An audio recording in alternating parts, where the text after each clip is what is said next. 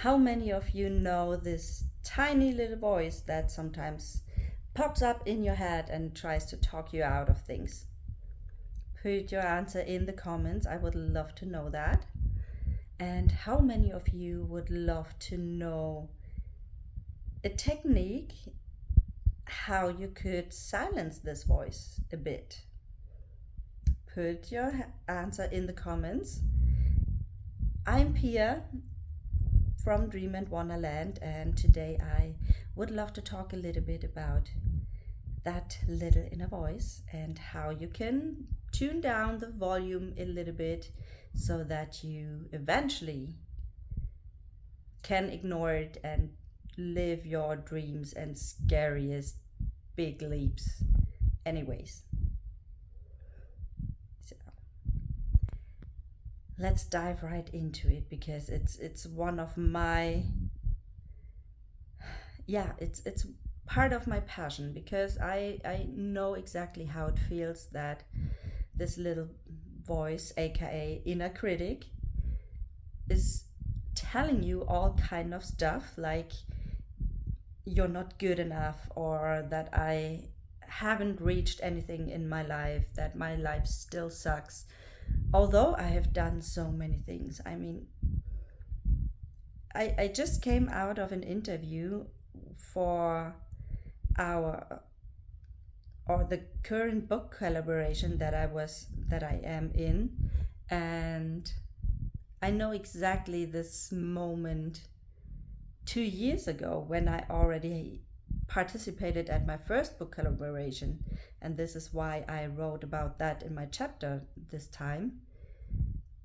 That although I hold this book in my hands, I saw it, I saw my chapter, I saw my face on it, and we were already best selling on several lists. And as soon as I put it away, that inner voice, that inner critic came up and told me basically that my life is shit. And that was kind of my awakening moment where I thought, okay, I have to do something about it. It can't be that I'm just published or co-published a full book, a best-selling book, and I still think that I suck. That is not good. And yeah, about that journey I wrote in my chapter, and now I would love to talk about that with you because one of the techniques that helped me so much to really prove that inner voice wrong, to really show it that what it's talking to me is clearly not true. And this is what I want to share with you today. It really helped me to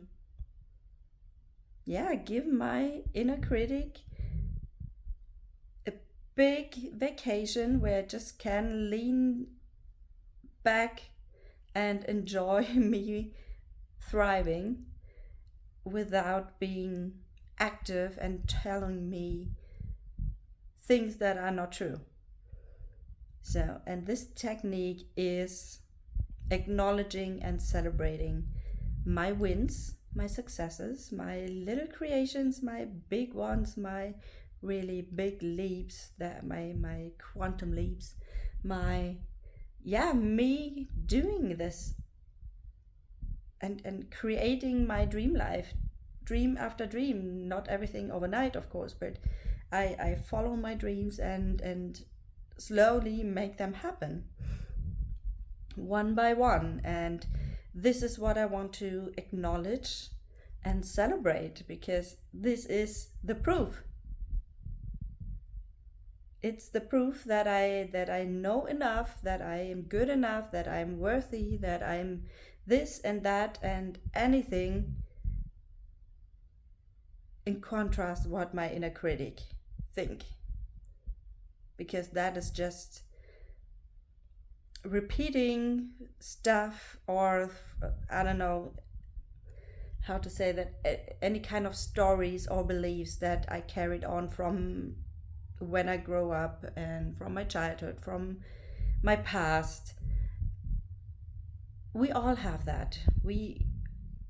All of us have experiences where we didn't felt as acknowledged as we would love to feel at that time, and this caused, kind of creating core beliefs that we are, generally speaking, not good enough. And this comes up even in our grown up life, although we may know already better, but it still comes up all the time. The thing is how to deal with that and how to not believe that.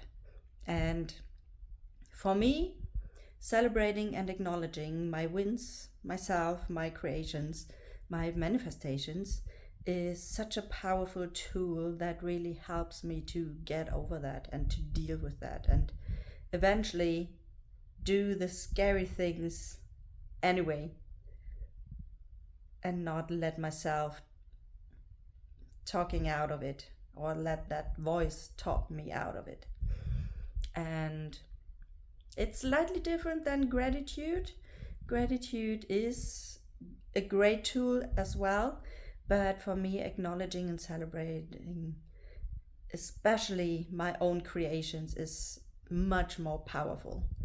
So I would love you to try that as well. Write down, grab yourself a journal. I called my journal Celebration Journal. So I love that, and I still do it since 2 years now. I more or less regularly. Sometimes I'm falling out of that habit again, but if it becomes a habit, then you're pretty much unstoppable.